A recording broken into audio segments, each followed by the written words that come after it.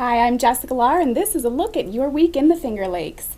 The first real stretch of heat and humidity settled in over the region for the last few days, but the hot, sticky weather will back off a bit, and we should be in for a picture-perfect summer weekend. Friday will be sunny with a high near 83 and better sleeping conditions overnight, with temperatures dropping into the lower 60s. On Saturday, just a 30% chance of an afternoon thunderstorm. Most of the day will be sunny with highs in the lower 80s. For the complete local forecast and live radar images, visit our local weather center online or on the FingerLakes1.com Android or iPhone app. In the news this week, parts of the Ionia Fire Department firehouse in Ontario County were destroyed by fire that broke out at 3 o'clock Tuesday morning. Luckily, no one was injured and no equipment was lost as the department's firefighters responded to the blaze at their own firehouse. The Ionia Fire Department is an all-volunteer fire department located between Bloomfield and Honeoye. A devastating fungal disease that attacks potatoes and tomatoes called late blight has been confirmed in Wayne County. The heavy rainfall this season is contributing to the fast-moving disease. The disease can be spotted by water-soaked lesions on lower leaves. There are fungicides that can prevent infection, some of them organic, but they will not be effective on plants that are already infected. A Marion man is accused of attacking family members and then damaging a police car by kicking in the rear door window. Stephen Lang III was arrested after deputies say he struck a family member in the head with an empty liquor bottle and bit another family member in the chest. Lang is facing several charges and is currently being held in jail. A 20-year-old Town of Virgil man drowned in Ithaca on Sunday evening. Eric Richardson jumped into the 6 Mile Creek Reservoir near the second dam, and when he failed to surface, friends and bystanders searched the water, eventually found and failed to revive him. The drowning remains under investigation. Earlier this week, Seneca County Sheriff's deputies arrested a Palmyra code enforcement officer on charges of coercion and stalking. 34-year-old Daniel Del Priore of Clifton Springs was charged with 1 count of official misconduct, stalking in the 4th degree, and coercion. According to police, the female victim, who had a prior relationship with Del Priore, attempted unsuccessfully to return property to him and tried to sever ties with Del Priore and repeatedly advised him not to contact her. Del Priore, who is a code enforcement officer employed by the town of Palmyra and the village of Macedon, then tried to use his position as a public servant and his working relationship with area law enforcement against the victim to coerce her into continuing a physical relationship. Del Priore is scheduled to appear in the town of Waterloo Court on August 12th to answer the charges.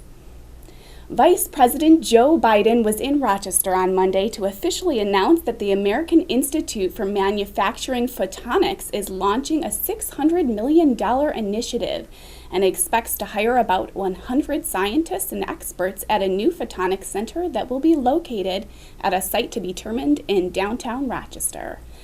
The Photonics Center is expected to draw from the area's multiple colleges and universities and provide an economic boom for an area that has been hit hard by downsizing over the past decade. We'll be back in 60 seconds with the week's top local photos and weekend events. So many sights to see on the internet, but for everything local, there's no place you can get it. At FingerLakes1.com. Come on over to FingerLakes1.com. Make us your homepage. News, weather, sports, and fun. Log on to FingerLakes1. Local news from over 40 sources, custom local weather, over 10 hours of live broadcasts and podcasts every week on your computer, tablet, television, or smartphone. 24 hours a day, 365 days a year. www.fingerlakes1.com. Come on and join the fun. Log on to FingerLakes1. www.fingerlakes1.com. Welcome back. Now for some great summer scenes with a look at our favorite local photos posted at fingerlakes1.com this week. William Ahora took this photo of a bluebird in his Waterloo backyard late last week. A family enjoys the hike behind Tinker Falls in Cortland County on Thursday as photographed by Lisa Dupre.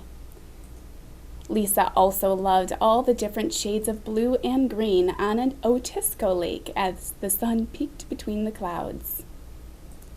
It was a beautiful Sunday afternoon to spend on Lake Ontario, but it was a surprise to find fog over the Chimney Bluffs. This was Michelle DeSanto's view right after leaving a sunny Sodus Point.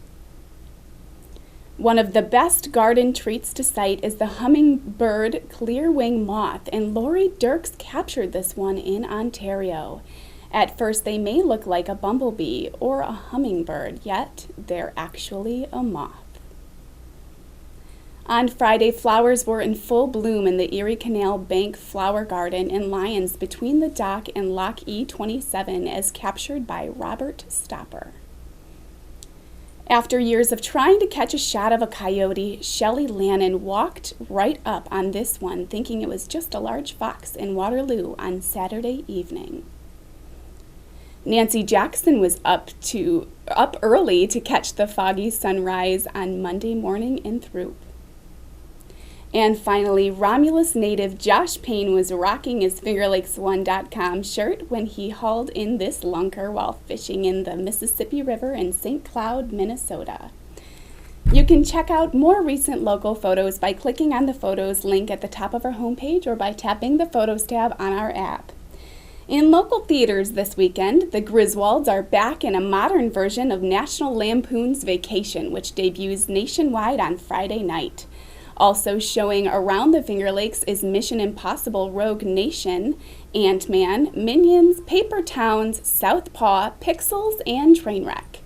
For movie times at theaters close to you, click on Movie Times at our homepage or on the FingerLakes1.com app.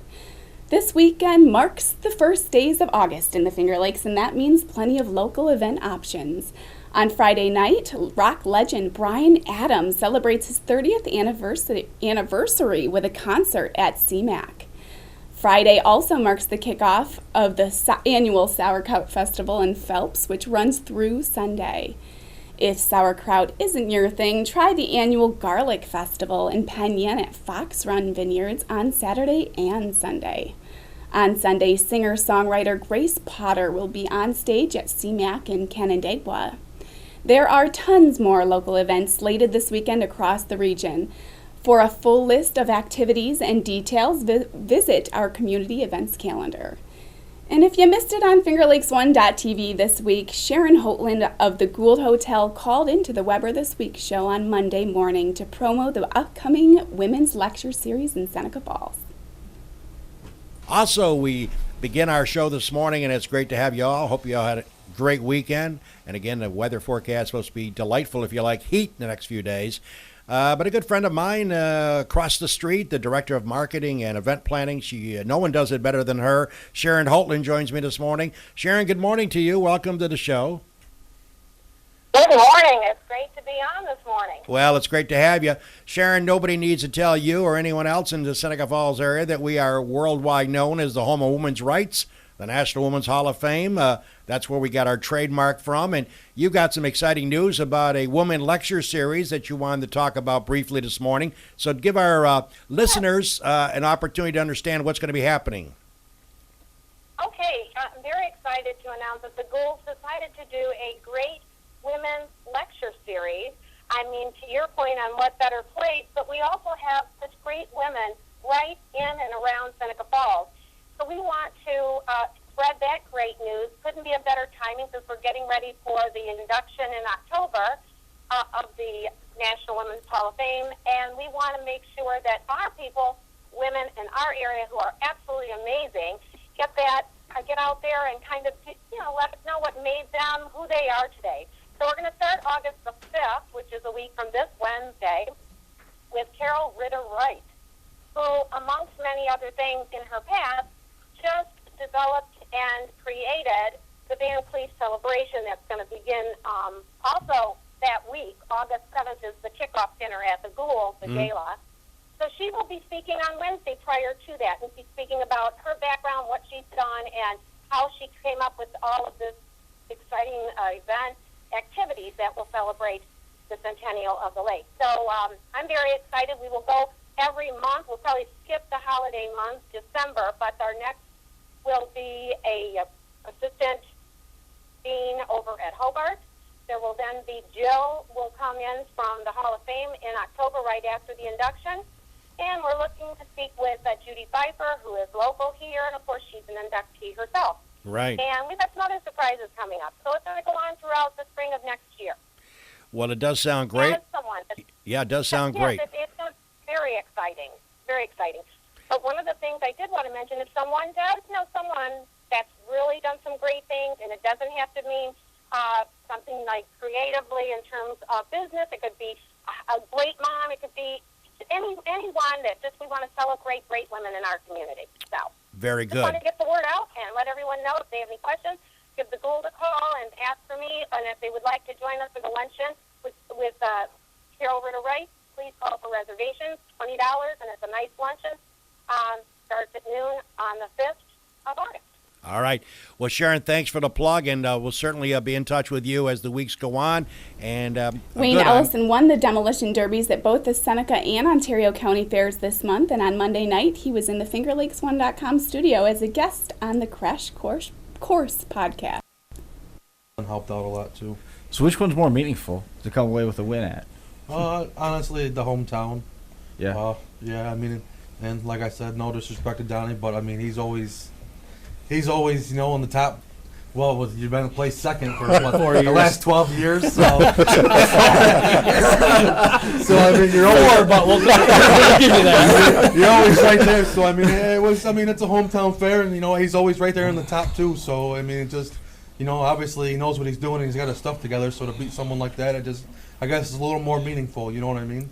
Not saying that the guy from Ontario County didn't, I don't even know. I don't even know where he runs or nothing like that. But not that he didn't have a tough car and he wasn't driving or something like that. But I just, I don't personally know him, so I don't know the background. Co-host of the Finger Lakes Golfer podcast, Bob LaPrade, has a new driver, and on this week's episode, he gave his first impressions.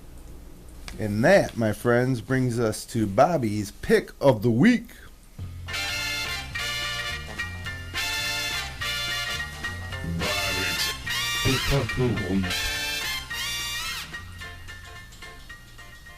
All right, Bob. And there it is. R15 this week, TaylorMade.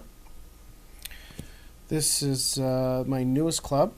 I just put it in the bag with the help of Dennis, picking the shaft out for me, and I'm in absolutely love with it. Hitting it great. Hitting more fairways and anywhere from 10 to 20 yards longer with it.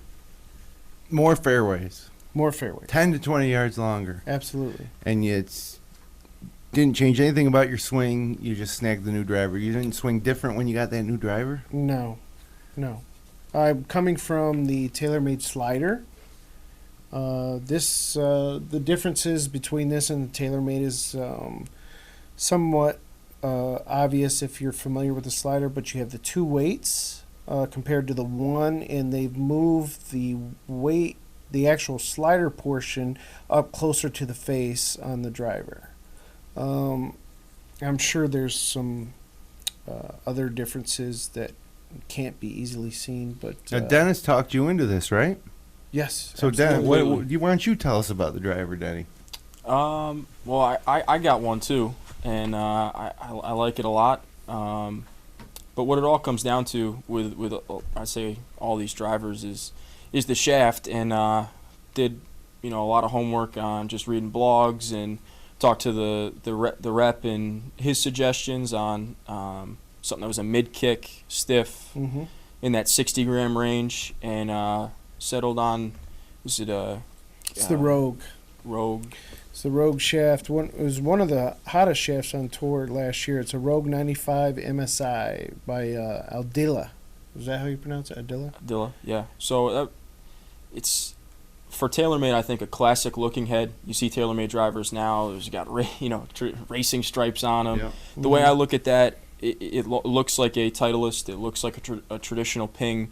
It sets up really square, like Bobby had said. That's the TP model. 460 head, which is a little weird. It's the special. I don't know if this is technically a special edition, but the black head, I think, looks great. But again, Bob and I, another interesting point, the TP head is a 460. They didn't make a 430 TP head in the black. Maybe they would for, Jason Day, or I'm sure they would do it for them, but just something rolling off their line. But yeah, I'm glad to hear you're hitting it well. And absolutely. I think that shaft has a lot to do with it. I think it's a pretty sweet shaft. I agree. I think I could probably take this shaft and maybe, possibly put it in the slider and have similar results. That would be interesting. If you got the shaft is so important. Well, your main problem with the slider was you hit it so high. Yeah, a lot of spin. And you think that's because of the shaft? Oh yeah. Kick point difference or something like that? Yeah, I'm sure the kick point on that was much lower. So, when I first talked to Dennis about this, we specifically set out with the goal to reduce spin and have a lower launch, and we've done that. Success. Nice job, Danny. Good, yeah. It's tough. Ideally you want to get fit with the TrackMan. So anytime I think we got lucky. Oh, definitely got a little lucky. Yeah. But it was, it was worth a shot. We don't have the luxury of having a TrackMan, to sit there and monkey around with and throw different shafts in. So sometimes you gotta take a guess and hope it's right. It could be it's an expensive guess, but sometimes you strike gold. Check out all of this And week's Sunday, episodes I at was playing fingerlakes1.tv or on the Finger Lakes One TV tab on our app. All of our audio programming is also streaming in rotation on Finger Lakes One Radio. Finally, congratulations to the Seneca Falls U11 girls soccer team on their undefeated season in the Wayne Finger Lakes Summer Soccer League, capped off with a victory over Pell Mac on Tuesday night. Thanks for joining me for another edition of FLX Weekly. I'll be back next Wednesday for FingerLakes1.com. I'm Jessica Lahr, hoping you have a wonderful summer weekend.